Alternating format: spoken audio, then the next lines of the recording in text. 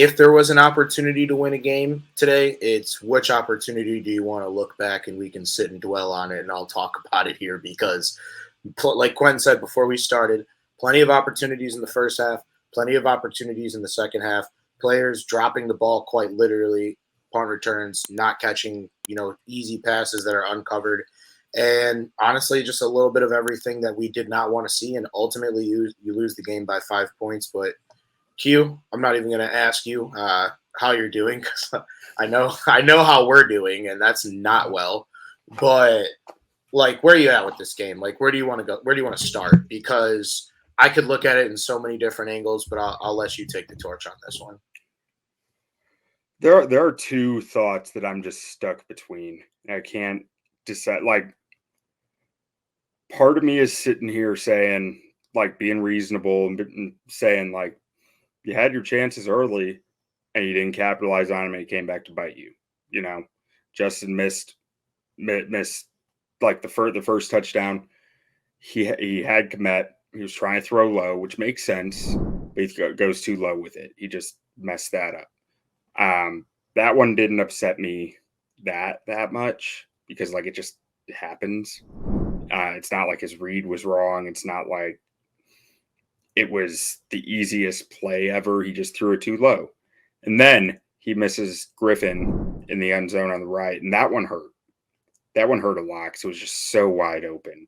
And that's just a throw you got to make. And it's a throw I expect him to make in the future. So that's, again, it's not a giant red flag to me that he missed that, but it hurts more just because it was so wide open.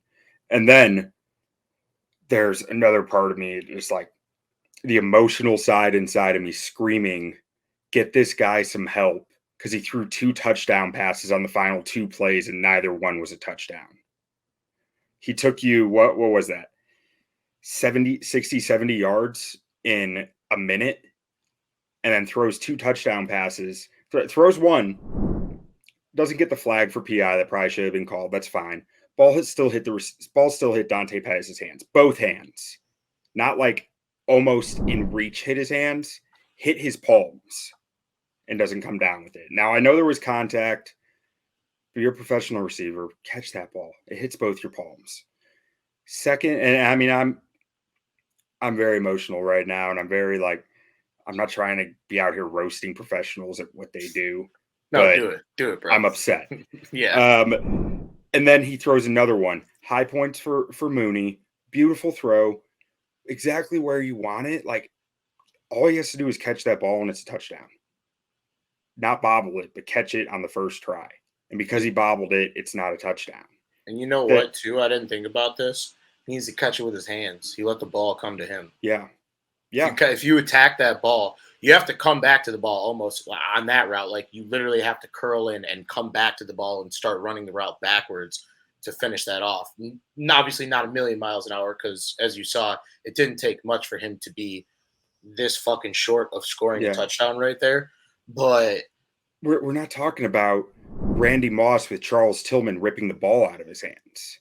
The corner's hands weren't in the play. He just bobbled it. And it's just so damn frustrating to see go through the ups and downs of Fields in this game, because there were a lot of downs and there were more ups than in any game I've ever seen from Fields. Like, I had him marked for 15 positive plays. That's the second most of any game in his NFL career. I've tracked every game from him. He had the most plus plays, which if he makes a throw for a first down, like, I'll mark screens as pluses, but like if he makes a throw beyond the sticks for a first down, if he, runs for a first down or anything like that, comes in as a plus. He had 15 pluses in this game for me, including the 2 drop touchdowns. And the only game that beat it was San Fran last year, where he had 17 pluses. Now, he had 6 minuses, which is a lot more than his best games on film. But when you're doing that much good, I have a hard time knocking you for that much bad too. It kind of, especially when it's not a bunch of turnovers that are bad. Yeah, and I think with Fields, you just got to kind of ride the hot hand when he's playing well, feed into that, and give him more opportunities. And I think one thing that was just, I guess, agonizing and just painful to watch was that original drive that they had to go down and take the lead after Washington took the lead after the Velus Jones fumble. And it's like, okay, you know what you're going to get with Monty. You know Monty's going to move the sticks. But eventually, I mean, this is a game that you either needed a defensive touchdown, a special teams touchdown, or a touchdown off a broken play from 100 yards out, because there was no fucking way that we were going to get into the red zone when the field shrinks and find a way past this defense. And this defense is not great, but for whatever reason or not, you're 0 for 3 in the red zone. You lose the game by 5 points. I said something in our group chat, even just being a minimalist, right? Like if you don't throw an interception off some dude's face mask and you don't get turned over on downs, you have 6 points right there, very minimum, enough to win the game. Or enough for Washington, when they scored, they would just kick the extra point and we'd probably still be watching, and then eventually it would just end in a tie.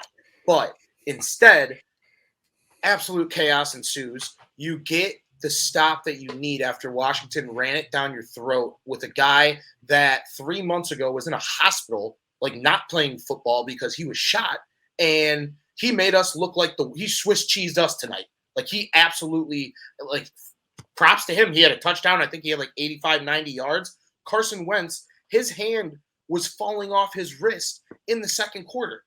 I don't think he threw for like 150 yards. So this was a game that they knew we were going to run the football, and we knew they were going to run the football. And it was just going to be a matter of maybe who had the ball last or who could get lucky on a turnover. And sure as shit, we hand them the ball on the 5-yard line. Second Velus Jones fumble of the year. And that play, outside of every other play in the game, makes me the most mad, because it's like, okay, maybe if you get the ball back right there, it's not guaranteed that you win, but you get an opportunity to get another drive and go down and score. Instead, it's quite possibly the most negative. I don't know how you grade your plays, but was that like the most negative play of the game? Do you grade special teams too? I don't do special teams just because it gets too complicated with a play like that. Well, it's hard to see what gunners are like on a punt say. It's hard to say what gunners are, creating the lane for the tackle to be made and the guy who's sticking in his lane, and I don't know enough special teams to truly grade it effectively. Like I barely know enough on offense and defense to grade effectively. So, and my grades are just plus minus. So just one, binary, 1 or 1 0. Either way, Velus Jones doesn't return another punt in his time with the Chicago Bears. And by all metrics, I think he's like 32 years old. So if he keeps playing like this, it's not going to be long. Yeah. I mean, the guy has 18 career punt returns before getting in the NFL. I don't know why he's your locked in punt returner when he doesn't have that much experience. Catching a punt return is very different than a kick return.